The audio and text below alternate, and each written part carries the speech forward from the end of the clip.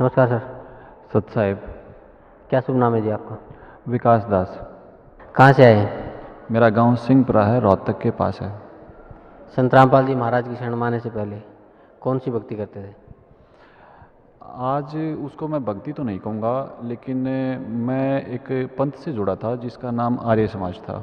मेरा जन्म ही उस पंथ में हुआ है और परिवार मेरा आर्य समाजी आज भी है।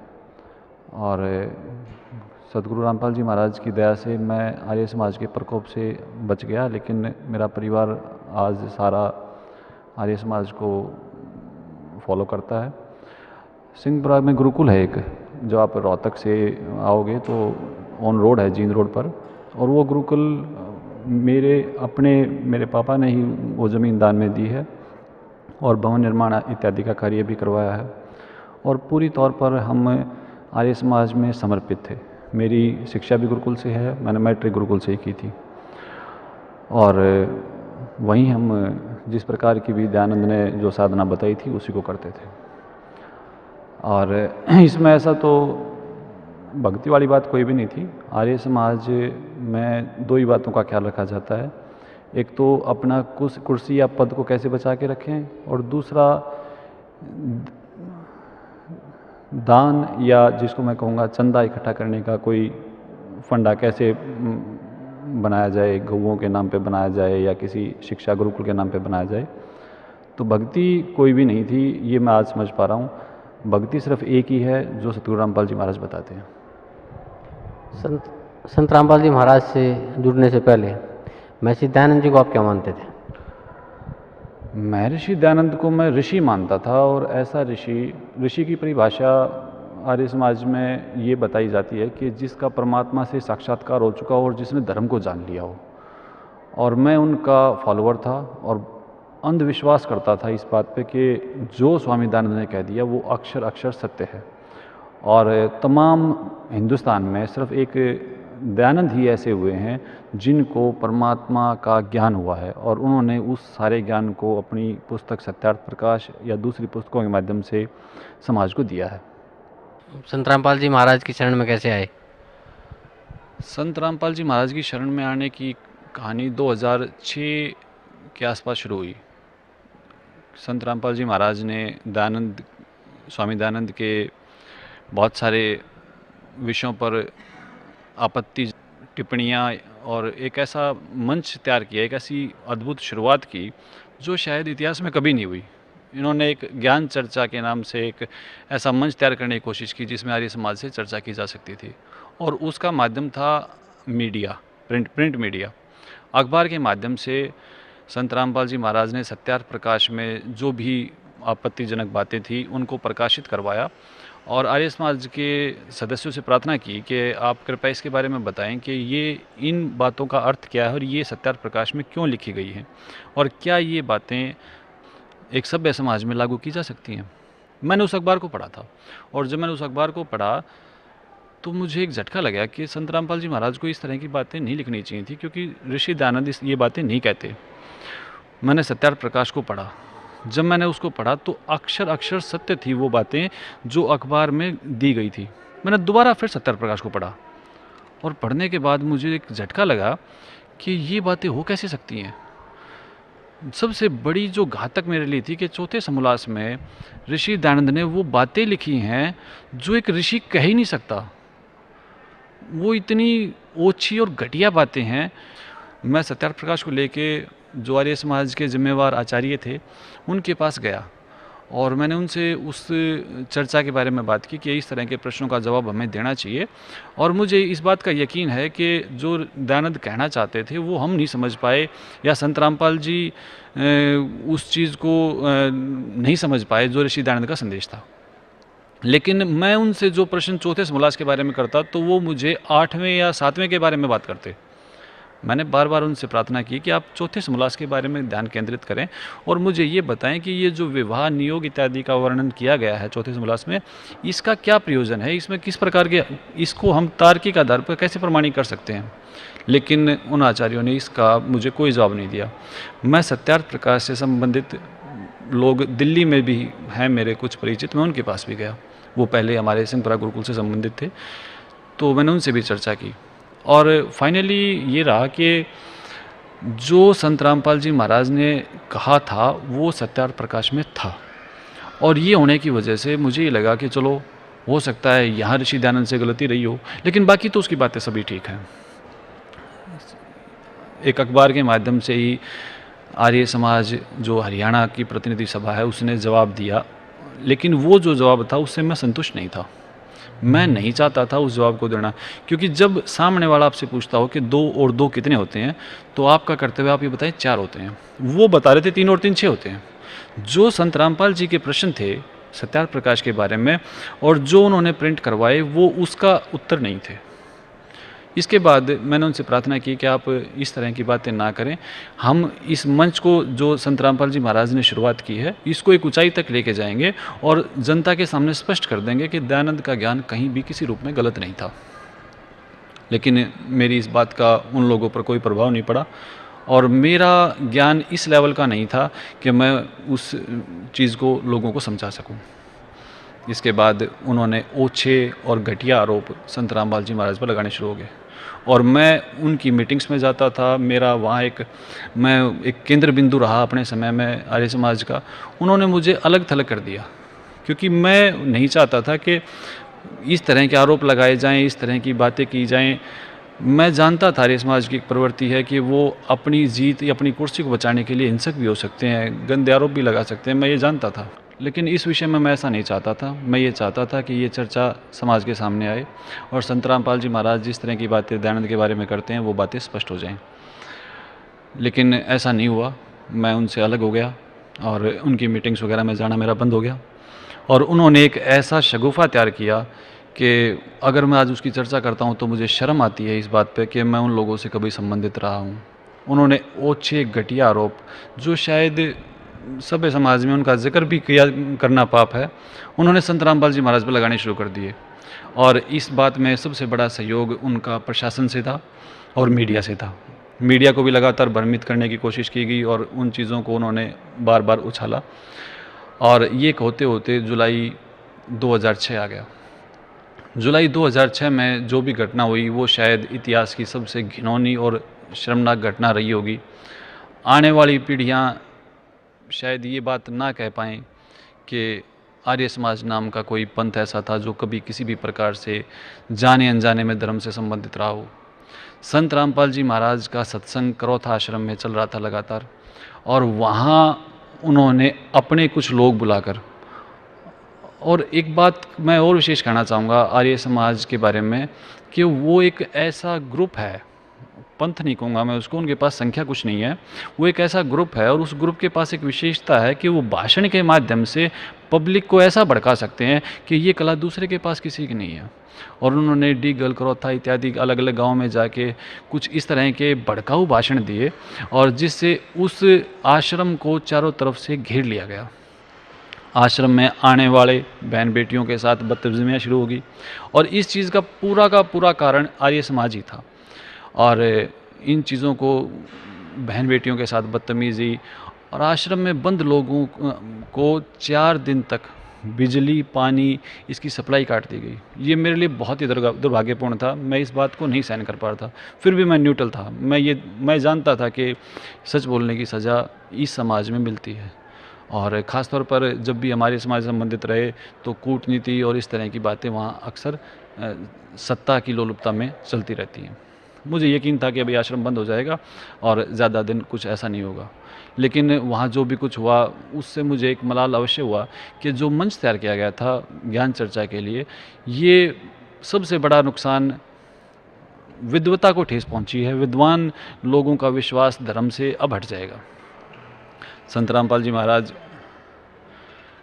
के अनुयायियों को चारों तरफ से घेर के तंग किया गया, परेशान किया गया, बहन बेटियों के साथ बदतमीजियाँ की गई, और ये कोशिश की गई कि आश्रम पर हमला कर दिया जाए। प्रशासन का इसमें पूरा सहयोग रहा। वो जो सीडी संत रामपाल जी महाराज एक जागरण चैनल के माध्यम से दिखाई गई है, अगर उसको देखते हैं तो शायद आंखों में पानी आता है कि पुलिस मूक दर्शन बन के देखती रही और हमलावर ने हमला किया। अब आप ये सोचें, एक बार उस चीज़ का, उस स्थिति का अंदाज़ा करें कि जब मैं अपने घर में अपने परिवार के साथ कैद हूँ और चारों तरफ से मेरा बिजली, पानी, खाने की सप्लाई काट दी जाए, तो मेरी स्थिति किस प्रकार की हो सकती है। क्या वो लोग जो वहाँ इकट्ठे थे वो इस देश के नागरिक नहीं थे? क्या वो लोग जो वहाँ थे उनका क्या मकसद था? वो देशद्रोही नहीं थे, वो चाहते थे कि वो भक्ति करें और वो भक्ति करने के उद्देश्य से वहाँ इकट्ठे हुए थे। और उनके साथ ऐसा सलूक, शायद ये बहुत बड़ा दुर्भाग्य रहा इतिहास का कि ऐसी घटना 21वीं शताब्दी में, जब हम ये कहते हैं कि सभ्यता की चरम सीमा पर हैं, ऐसी घटना रोहतक में भूपेंद्र हुड्डा के प्रशासन में ऐसी घटना घटित हुई। और ये 4 दिन के बाद सरकार ने, प्रशासन ने उकसाया लोगों को कि आश्रम पे हमला कर दिया जाए। तब प्रतिरक्षा के लिए भी लोग, हम आश्रम की ओर से प्रतिरक्षा की गई भी, किसी को घुसने ना दिया जाए ताकि बहन बेटियों की, बुज़ुर्गों की, बच्चों की रक्षा हो सके। और मैं समझता हूँ आज कि ये सिर्फ संत रामपाल जी महाराज की शिक्षाओं की वजह से, आज जब मैं इस बात को समझाऊँ कि संत रामपाल जी महाराज की शिक्षाएँ हैं कि जो उसका बुरा भी करे उसका भी वो बुरा नहीं करते। लेकिन ये नहीं था कि अंदर जो थे उनको क्रोध नहीं था, उनको गुस्सा नहीं था, लेकिन उनका एक आदर्श है कि वो हमेशा गुरु की बात को श्रेष्ठ मानते हैं। और गुरु जी के ये वचन थे कि नहीं, हमें हमला नहीं करना, हमें सिर्फ अपनी रक्षा करनी है, अपने दरवाजे बंद कर लो, अपने आप को बंद कर लो और परमात्मा के भरोसे पे छोड़ दो। और परमात्मा के भरोसे पे ये हुआ कि परमात्मा की दया से वो सभी सुरक्षित रहे। इसके बाद प्रशासन ने सीधे तौर पर उनको जेल भेज दिया। तो जेल भेजने तक मैं समझता था कि यहाँ तक बात ख़त्म हो जाएगी, लेकिन उसके बाद भी भक्तों के साथ बदतमीज़ी और धरपकड़ शुरू होगी पुलिस के द्वारा। जो जहाँ जिस हालात में मिला उसी को पुलिस ने पकड़ लिया। और जहाँ तक मेरी जानकारी रही कि 18, 15 साल के बच्चों को, मेरे ख्याल में 1 या 2 तो जुवेनाइल हैं जिनको 302 के केस बनाया गया है, और ये सिर्फ पुलिस की धरपकड़ थी, ऐसा कुछ नहीं था।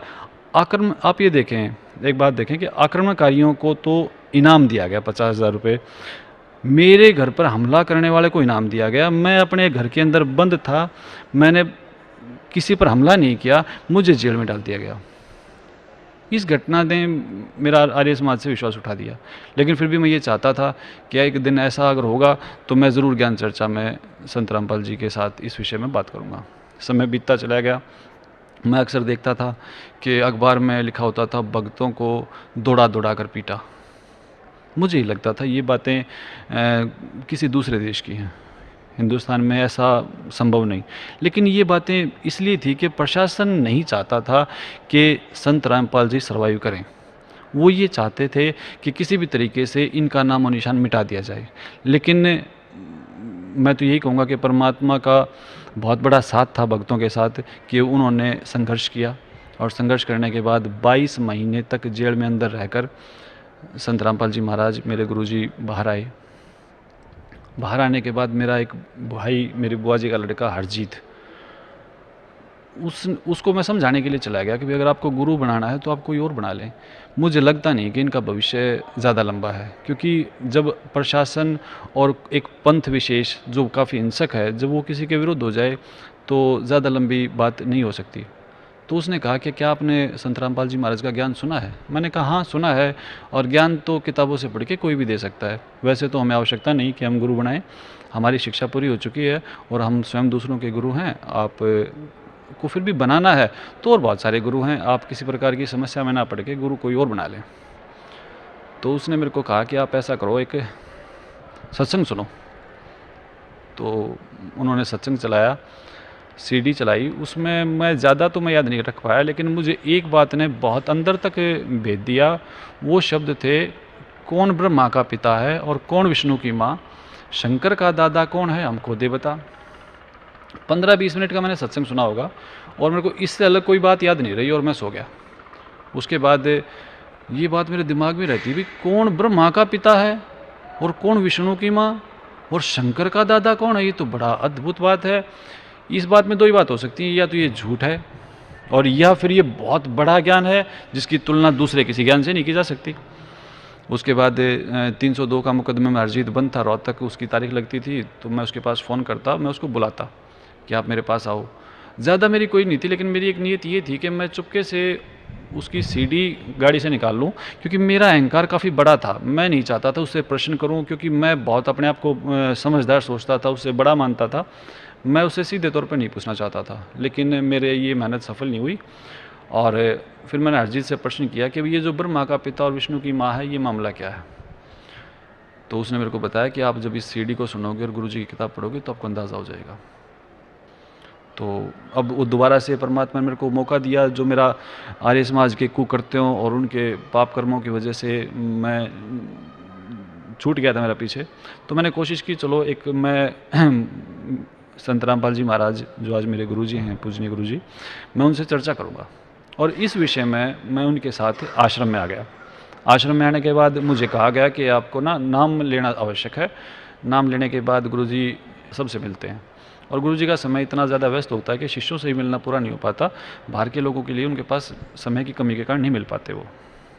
मैंने कहा कोई बात नहीं, मैंने सिर्फ ये सोच के कि ये गेट पास है, आप कहीं भी जाते हो किसी से मिलने तो वहाँ की कुछ फॉर्मेलिटीज़ होती हैं, आपको वो पूरी करनी है। और मैंने उस फॉर्मेलिटी को पूरी किया।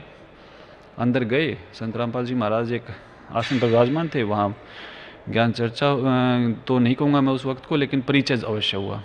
उस परिचय के बाद जब मैं आया तो मुझे एक चीज़ ये लगी कि जो नाम मुझे दिया गया है, जो मंत्र मुझे दिया गया है, ये अद्भुत है। इसमें एक बहुत बड़ी मुझे एक खिंचाव महसूस हुआ कि ये कुछ ऐसा है जो मुझे चाहिए था। और मुझे सर्वाइकल पेन था गर्दन में, और मैंने उस मंत्र का वैसे ही जाप किया कि मंत्र है तो चलो मैं जाप करता हूँ। मैंने जाते वक्त जाप किया तो मैंने काफ़ी झटके दे के देखा तो मेरे को सर्वाइकल पेन नहीं रहा। तो घर जाके मैंने मेरी पत्नी बच्चों को बताया, भाई एक ऐसा अद्भुत मंत्र है और तुम इसका जाप करो। क्योंकि इससे पहले मैं कभी किसी गुरु प्रथा से जुड़ा हुआ नहीं था, तो ये ज्ञान मुझे नहीं था कि इस प्रकार मंत्र ना बताना चाहिए। बताने वाले को भी नुकसान होता है और जो उसको करेगा तो उसको भी उसकी हानि होगी। अब उन्होंने उस मंत्र का जाप किया तो जो दर्द मेरा ठीक हो चुका था वो दोबारा से हो गया। मैं नहीं समझ पाया। मैंने कहा चलो खैर जो भी था, कुछ देर के लिए मेरे को इससे आराम मिला। इसके बाद मेरा आश्रम आना लगातार जारी रहा और मैं सत्संग सुनता। तो मैं यहाँ से जाता आश्रम से घर जाके मैं पुस्तकें पढ़ता। मेरे जन्म से वेद मेरे घर में है और मैं उन प्रश्नों को तैयार करता, 20-20 घंटे में पढ़ता। तो एक बार मैंने ये किया कि मैं पूरी तैयारी मैंने कर ली। मेरे पास तकरीबन 20 से 25 क्वेश्चन के बीच में मैंने तैयार किए, और मैंने ये निश्चित कर लिया था कि इन प्रश्नों का जवाब कोई व्यक्ति दे ही नहीं सकता, क्योंकि वो बहुत ही ज़्यादा मेरी मेहनत के बाद मैंने उनको तैयार किया था। और सबसे बड़ा चमत्कार ये हुआ उस दिन कि आज भी मेरे को वो जगह याद है, बरवाड़ा आश्रम में मैं जहाँ बैठा था। तो उस प्रश्न का या तो मुझे पता था या परमात्मा को पता था, दूसरे किसी से मैंने उनको शेयर नहीं किया था। और मेरे गुरुजी संत रामपाल जी महाराज ने जब सत्संग किया तो उन सभी प्रश्नों का उत्तर उस सत्संग में ही दे दिया, और मैं यूँ टिक मार करता चला गया। मेरा हमेशा एक ये रहा है कि मैं भले ही विरोधी रहा हूँ, लेकिन मैंने कोशिश यही रखी है जीवन में कि मैं सच्चा रहूँ। मैं उस दिन अपने आप को बहुत हारा हुआ, टूटा हुआ महसूस कर रहा था कि ये तो जो भी कुछ हुआ ये जीव नहीं कर सकता, ये शक्ति कुछ और है। उस दिन मैंने दंडवत किया और मैंने गुरुजी से प्रार्थना की, गुरुजी मैं आपको समर्पित हूँ। और वहाँ से फिर मैंने ज्ञान को समझने की और इससे आगे की बात शुरू हुई। तो आर्य समाज के बारे में तो मैं सिर्फ ये कहूँगा कि कुछ ऐसे दुष्ट लोगों की एक मंडली है, उनके पास कोई जन समर्थन नहीं है, लेकिन उनके पास भड़काऊ भाषण है जिससे वो कुछ लोगों को भावुक करके कुछ देर के लिए अपने साथ जोड़ लेते हैं। अब बात रही दयानंद के बारे में, तो दयानंद के बारे में गुरुजी सत्संग करते और उन सभी विषयों को स्पष्ट करते जो सत्यार्थ प्रकाश में लिखे थे। गुरुजी का बड़ा ही एक ऐसा मेथड है कि आप अनजान से अनजान आदमी को समझा सकते हो। सत्यार्थ प्रकाश खोलते और खोल के फिर दिखाते कि देखो इसमें ये लिखा हुआ है, और फिर वेद खोलते, और वेद जो है कोई वेद समस्या नहीं है, लेकिन आर्य समाज ने वेदों को एक समस्या बना रखा था कि वेद एक ऐसी चीज़ है जिनको समझने के लिए आपको संस्कृत का बहुत बड़ा प्रकांड पंडित या कुछ ऐसा ज़रूर होना पड़ेगा और तभी आप वेदों को समझ पाओगे। लेकिन सबसे अद्भुत बात यह है कि वो जब हिंदी में अनुवादित हैं तो उसमें संस्कृत का प्रकांड पंडित होने की बात कोई ज़्यादा बड़ी नहीं है। गुरुजी बताते देखो वेद जो कहते हैं वो ये कहते हैं और सत्यार्थ प्रकाश कहती है वो ये कहते हैं। अब ये तुलना एकदम स्पष्ट थी और इसमें किसी भी प्रकार का कोई भी संशय नहीं था। सर पहले आप आर्य समाजी थे, अब संत रामपाल जी महाराज से जुड़े हुए हैं, जी। तो पहले भी आपने वेदों को पढ़ा जी। और आज भी आप वेदों को पढ़ते होंगे, तो क्या आप मानते हैं कि स्वामी दयानंद को वेदों का ज्ञान था? देखो, वेदों का ज्ञान होना तो एक बहुत बड़ी बात है कि स्वामी दयानंद को वेदों का ज्ञान था। मैं तो आज ये मानता हूँ कि स्वामी दयानंद को संस्कृत का भी ज्ञान नहीं था। जब आप देखो, एक सीधी सी बात है, उसको बड़ी सरल भाषा में मैं कहने का प्रयास करूंगा। जब आप किसी पुस्तक का अनुवाद करते हो, वो पुस्तक पहले से किसी और भाषा में है और आप उसको अपनी किसी भाषा में अनुवादित करते हो, तो आपको ये कोई अधिकार नहीं है कि आप उसमें से किसी भी एक अक्षर को छोड़ दो, या उसमें अपना कोई पहले से आपकी कोई धारणा है आप उसको उसमें लागू कर दो। आपका धर्म ये कहता है कि आप उस पुस्तक के एक एक अक्षर का वो अनुवाद करो जो उसका मकसद है। अब दयानंद ने जब वेदों का अनुवाद करना शुरू किया तो उससे पहले उसकी धारणा बन चुकी थी नकली गुरुओं के पास जाके कि परमात्मा निराकार है। उसने पूरे वेद में कोशिश की है अनुवाद करते वक्त। दयानंद वेदों का निर्माता नहीं, अनुवादक था। और अनुवादक भी कितने वेद का?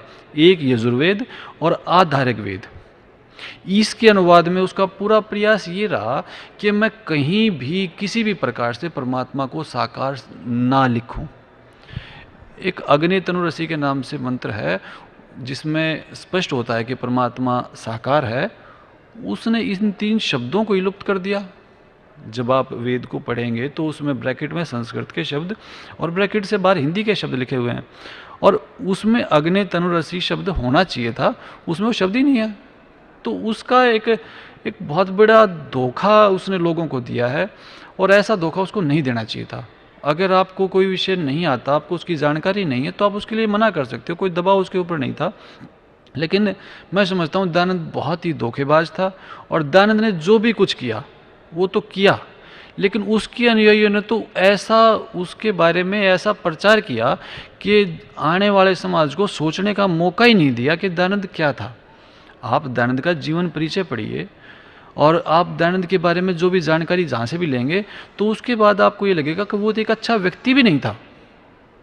उसके जो नियम थे वो सभ्य समाज के अनुकूल थे ही नहीं। जब एक बहुत ही साधारण सी बात है, इसको सभी समझते हैं कि नशा करना बहुत गलत है। आप एक बच्चे से पूछेंगे तो वो कहेगा कि नहीं, हुक्का और ये नशा इत्यादि तंबाकू का सेवन करना गलत है। और दयानंद इनका सेवन करता था, और सेवन भी उस वक्त करता था जब वो अपने आप को ये मानता था कि मैं ज्ञानी हो चुका हूँ, मैंने चावल छोड़ दिए हैं, मैंने योग करना शुरू कर दिया है, मैं दूध पीता हूँ। और फिर कहता मैं भांग भी इतनी ज़्यादा पीता हूँ कि मैं बेसुध हो जाता था। यानी कि योगी अपने आप को वो साबित करना चाहता है, और फिर उसको ये ज्ञान नहीं है कि आपको भांग का सेवन नहीं करना चाहिए। और सेवन ये आर्य समाजी बहाना करते हैं, मेरे मित्र जो आर्य समाज में है, कि वो थोड़ी बहुत दवाई के रूप में ले लिया करता। लेकिन उसके जीवन की खुद की उसकी आत्मकथा, मेरे पास उसका एक प्रमाण भी है, उसमें खुद उसने अपने हाथ से लिखा है कि इतनी ज़्यादा पीता था कि बेसुध हो जाता था। अब आप खुद ये अंदाज़ा लगाओ कि भी ऐसा व्यक्ति जो भांग का सेवन इतनी अत्यधिक मात्रा में करता हो, फिर आपको ऋषि कहना शुरू कर दें। देखो, कुछ तो आपको चाहिए। और दयानंद का स्टेटस किसी भी प्रकार से ऐसा नहीं था, लेकिन उसके अनुयायियों ने क्या किया कि भाई किसी भी प्रकार से हमें अपनी रोजी रोटी चलानी है। उस वक्त हमारा जो समाज था वो इतना ज़्यादा पढ़ा लिखा नहीं था। हमारे बुज़ुर्ग, आदरणीय बुज़ुर्ग जो उन्होंने ऐसे कैसे ये मान लिया कि ज़रूर ये शिक्षित व्यक्ति हैं और ये जो भी कहते होंगे वो सत्य कहते होंगे। अब संत रामपाल जी ने, जब मेरे गुरुजी महाराज ने सब विषयों ग्रंथों का अध्ययन किया, तो उनको ये लगा कि वेद एक ऐसा प्रमाण है परमात्मा के बारे में जिसमें हमें काफ़ी सहयोग मिल सकता है संगत को समझाने के लिए। और जब उन्होंने वेदों को उठाया तो दयानंद के द्वारा अनुवादित वेद बिल्कुल गलत, और ऐसा उसने मैं एक सिंपल भाषा में कहना चाहूँगा कि अड़ंगा कर दिया एक ऐसी पवित्र पुस्तक का जिसका बहुत ही सुंदर, बहुत ही अच्छा अर्थ होना था, लेकिन अपनी भावना से ग्रसित एक बीमार, मनोरोगी, मनोवैज्ञानिक रूप से कमज़ोर व्यक्ति ने उस वेदों के अनुवाद का ऐसा अनर्थ कर दिया कि शायद मेरे गुरुजी से पहले कोई भी उसके इस बात को समझ ही नहीं पाया। आप खुद भी, मैं आपसे प्रार्थना करता हूँ, वेद हिंदी में हैं, हर जगह मिलते हैं, आप उसको उस वेद मंत्र का अर्थ पढ़ के देखें और फिर मेरे को ये बता दें कि मेरे को समझ में आ गया। अरे हिंदी भाषा है, हिंदी भाषा को भी ऐसे इस तरीके से लिखा है कि आप उसको नहीं समझ सकते। अब वेदों की ज्ञान, परमात्मा की बातें, ये तो बहुत दूर की बात है। संस्कृत का अनुवाद भी जो व्यक्ति ढंग से ना कर पाए उसको वेद ज्ञानी कहना तो मैं समझता हूँ गलत है। ऐसा बिल्कुल नहीं है, वेद ज्ञानी वो बिल्कुल नहीं था। परमात्मा की उसको कोई जानकारी नहीं थी। और उसको क्या, मैं तो आज मेरे गुरुजी महाराज की कृपा से ये जान गया हूँ कि दयानंद आनंद को नहीं, परमात्मा की जानकारी किसी को भी नहीं रही। परमात्मा की जानकारी के लिए सबसे बड़ी बात है कि वो स्वयं आते हैं और अपनी जानकारी स्वयं देते हैं। कभी भी ऐसा संभव नहीं हो सकता, जीव की क्षमता नहीं है कि वो परमात्मा के बारे में जानकारी रख सके। अब आर्य समाज के बारे में तो आप जानते ही हैं कि क्रोथा कांड जैसा घृणित अपराध उन्होंने किया है। उनके पास भक्ति विधि तो कोई नहीं है, किसी भी प्रकार का कोई भी आर्य समाजी कोई भी भक्ति नहीं करता, स्पष्ट है ये। उनके पास लोगों को भ्रमित करने का, एक समुदाय को मजबूत करने का एक तरीका है कि वो एक हवन करते हैं और उस हवन में लकड़ियाँ और वो सब करते हैं, ताकि उससे उनका मकसद ये कि ऐसा दिखावा हो जाए कि जिससे लोग उन पर केंद्रित हो जाएं। बाकी कोई भी भक्ति विधि, मैं, मेरे मित्र हैं आर्य समाज में, मैं उनसे बहुत बारी प्रार्थना कर चुका हूँ कि मुझे बता तो दो कि दयानंद ने भक्ति की विधि बताई क्या थी, और ऐसी कौन सी घटना थी जिसमें दयानंद का परमात्मा से साक्षात्कार हुआ था। भाई वो कितनी आयु के थे, किस जगह पर थे जहाँ पर परमात्मा प्रकट हुए और उनको परमात्मा का साक्षात्कार हुआ। देखो, जैसे हमें गुरुजी, मेरे गुरुजी बताते हैं कि दादू साहिब को साबरकांठा में मिले, गीसा जी को खेकड़ा में मिले, आदरणीय गिरिदास जी साहिब को छुड़ानी गांव में परमात्मा मिले, और उसके जब उनको परमात्मा मिले उसके बाद उनके जीवन में इस तरह का परिवर्तन हुआ। तो मैं ये जानना चाहता हूँ कि दयानंद को परमात्मा मिले कब, या उनको अनुभव कैसे हुआ। और सबसे बड़ी बात कि जब आप बताते ही निराकार हो, क्या निराकार कोई भी वस्तु है, निराकार है, क्या निराकार से मिला जा सकता है? निराकार से मिला जा सकता नहीं, लेकिन वो इस बात को समझना चाहते नहीं। उन्हें पता है, वो निश्चित तौर पे ये जानते हैं कि संत रामपाल जी महाराज के ज्ञान का कोई तोड़ नहीं है, वो जानते हैं, वो परिचित हैं, लेकिन उनकी मजबूरी, उनके निजी स्वार्थ है। मैं ये नहीं कहूँगा कि वो अनजान है, लेकिन निश्चित तौर पर उन्हें पता है, लेकिन उनके स्वार्थ बीच में आड़े आए हुए हैं और वो बाधा बने हुए हैं उन लोगों को आने में।